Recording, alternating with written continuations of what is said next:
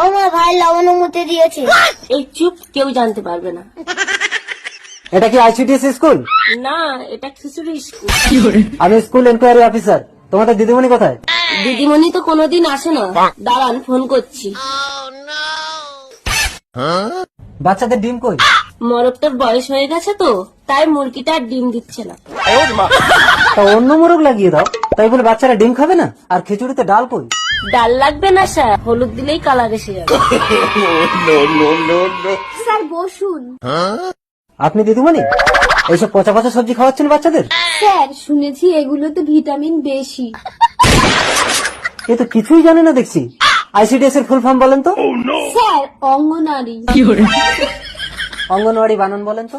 হর্ষই contest আকার। হর্ষই না দিদিমণি, মনে হচ্ছে ওয়া হবে।